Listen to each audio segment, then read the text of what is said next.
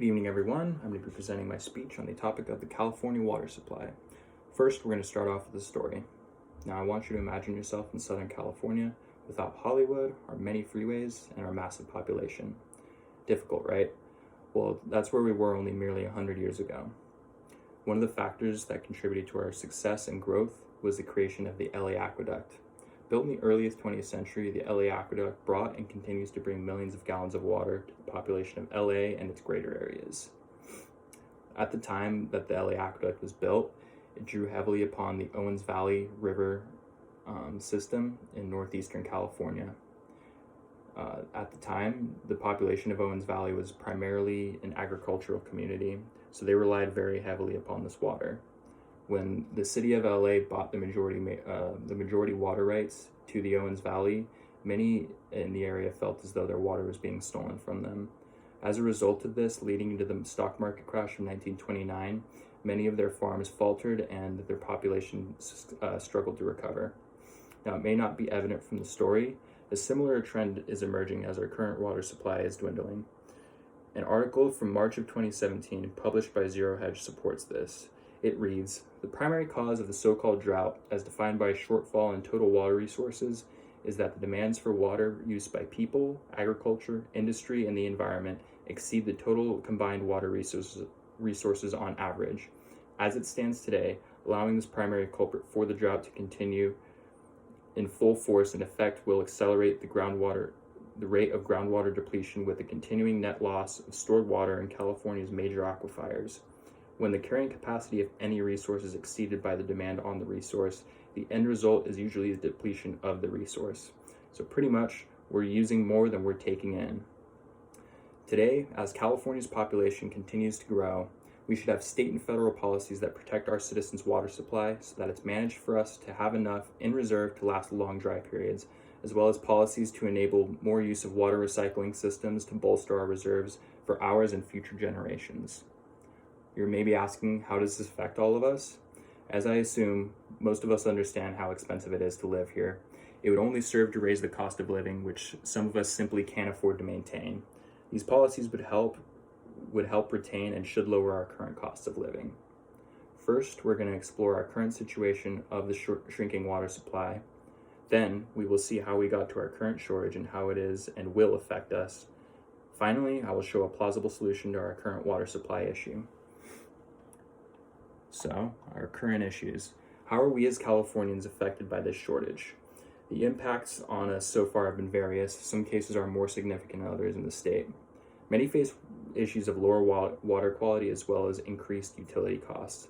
A lot of this can be contributed to climate change, causing a drought lasting from the years of 2011 to 2017, affecting many low-income residents in Northern and Southern California. A testimonial from a House Natural Resources Committee hearing by Jonathan Nelson, Policy Director at the Community Water Center of Visalia, California, in February 2019, shows how one community was impacted directly. It reads, "The California community of East Porterville was severely and disproportionately impacted during the 2011 to 2017 drought. East Porterville is an unincorporated community of around 7,000 people in Tulare County, California.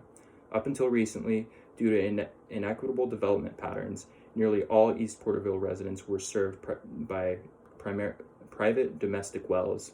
As many as 300 wells were reported dry over the years of 2014 and 2015. What is worse, many wells in the area tested positive for nitrates, a dangerous contaminant. As surface water deliveries diminished, farmers increasingly tapped into groundwater at unsustainable rates. This resulted in plummeting groundwater levels, causing land subsidence, and a reality where low-income communities could not afford to keep drilling to chase the falling groundwater table, causing domestic and shallow municipal wells to go dry." More from this testimony shows that this was not an isolated incident. Unfortunately, East Porterville was not an isolated incident, it reads. In 2014, USDA granted more than $4 million in emergency funding to 11 public water districts in Tulare County alone to address the water supply shortfalls. Over 10,000 Californians suffered inadequate access to water supply during the drought. Most of these Californians resided in low-income communities of color that at worst had experienced historic discrimination and at best insufficient levels of funding investment. Climate change science tells us that there will be more East Porterville type emergencies in the future as droughts become more frequent, longer, and more severe. It is not a question of if the next drought strikes, but when. It seems that a lot of the issues with our water supply lie within unsustainable well drawing practices by farmers, causing some communities to be affected. When these farms start drilling, even more problems arise with the groundwater supply. Subsiding ground in the heavily tapped groundwater systems also cause the aforementioned LA aqueduct to sink so much that water has to be electronically pumped in certain areas of the 233-mile-long structure.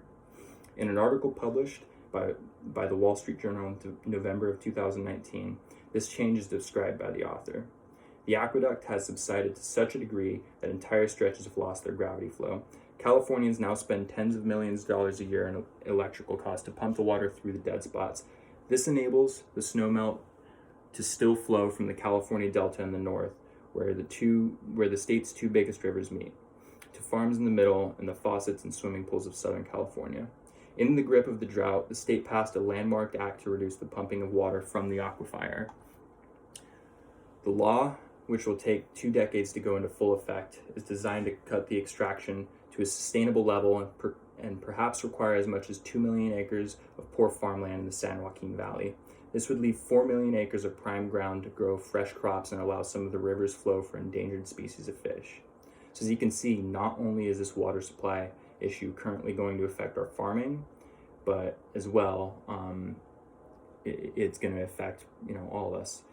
So we addressed the quantitative issues of our dwindling water supply and how it came to be, as well as detailing the qualitative issues that arise from groundwater drilling. Now we're going to talk about why the problem will persist. Government and private water suppliers slow to make progress on bolstering our water supply. State governments and private or public water companies have issues with transitioning to new technology for use of recycling wastewater and other methods such as desalination. In an article published by the Los Angeles Times in May of 2020, this is shown that laws have been passed. An initiative for recycling by public or private water entities is taking place, with some exceptions. The author explains, the Met and a handful of its member agencies already do that to varying degrees, but at too small of a volume to keep pace with the shrinking supply of Rocky Mountain and Sierra snowmelt. The organization's current leadership says it will get there, but the transformation realistically will take decades. Again, this is published by the editorial desk of the Los Angeles Times in May of 2020. The article further explains that there is limited time to take action, so we will need to call upon the best in the water management industry. We don't have decades. California was populated during an unusually wet blip in time, and that period appears to be ending.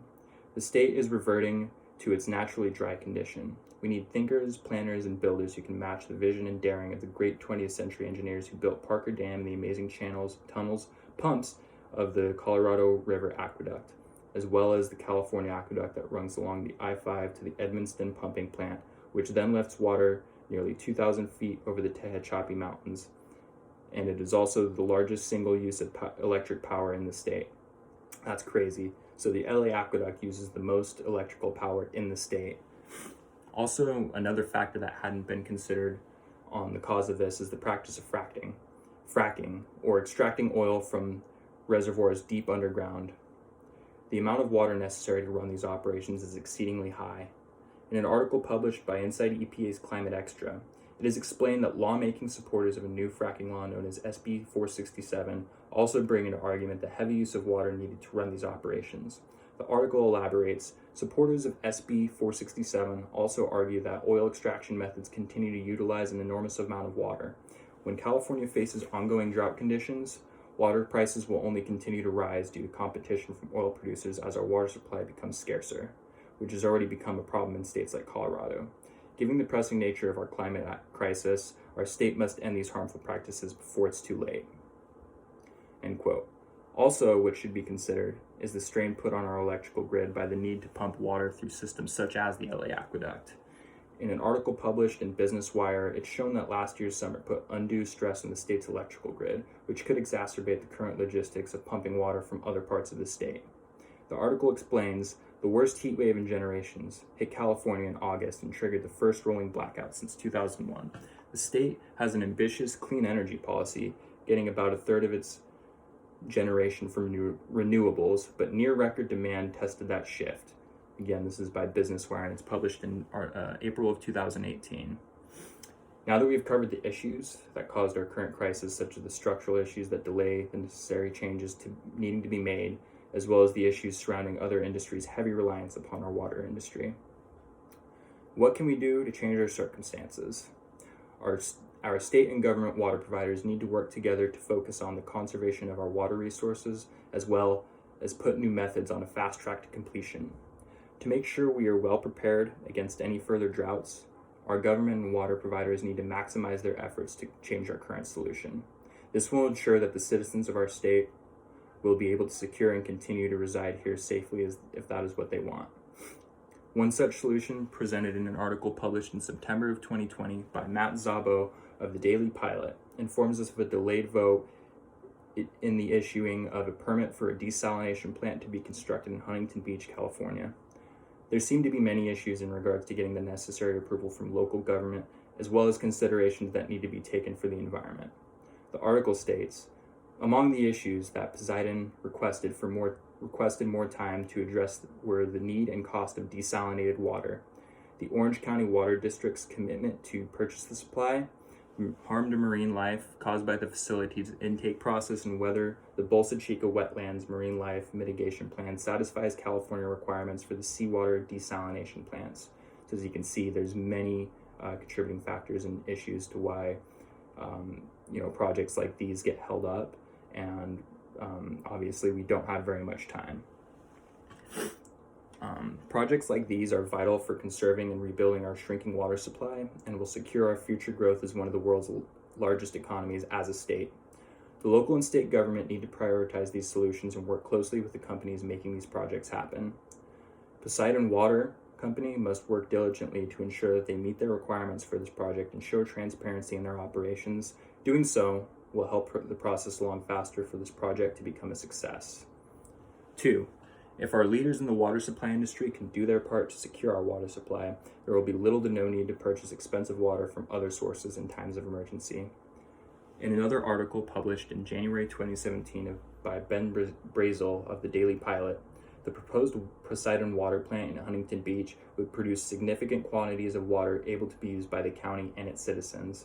The article states, people who support it say building a facility that would produce 50 million gallons a day of salt-free water is a logical direction to take in a state that has suffered through years of drought as competition for water from the Colorado River intensifies. Again, that's by Ben Brazel in January of 2017, published by the Daily Pilot. That alone should prove that we need large projects such as this to be fully considered, and quick, decisive actions needs to be taken by all parties in order for us to solve this problem. What we can do as citizens of California is to let our voices be heard by our government and make them understand that this issue is important to us. Doing your part and writing your congressional representative will assist in the fight for a solution to our issues, as well as your local leaders in the municipal government. As well, attending municipal hearings on subjects such as your local water supply and management will help to show that we as citizens have a genuine concern for the future of our water supply. All right. In conclusion, by understanding the problem of our water shortage, we can take steps to prevent it from happening in the future. Understanding the cause of it will help to ensure that our facilities are met in regards to mitigating factors that contribute to our water shortage, such as land subsidence. Finally, finding a solution is a task that needs the support of all of us as Californians. Today, as California's populations continue to grow, we should have state and federal policies that protect our citizens' water supply so that it's managed for us to have enough in reserve to last long dry periods, as well as policies to enable more use of groundwater recycling systems to bolster our reserves for ours and future generations. We started in this speech by gaining knowledge of our current problem and the size of it. Next, we got to understand why the problem will persist and if we don't take action. Finally, we reviewed a possible solution and what we can do as citizens to ensure that our needs are met. Through the mistakes in the past, we can learn and look back to understand the sacrifices needed to be made to make this state what it is today. By being able to find and create solutions in the present, we can build a sustainable place to continue to make the tomorrow of California. That's the end of my speech. Thank you.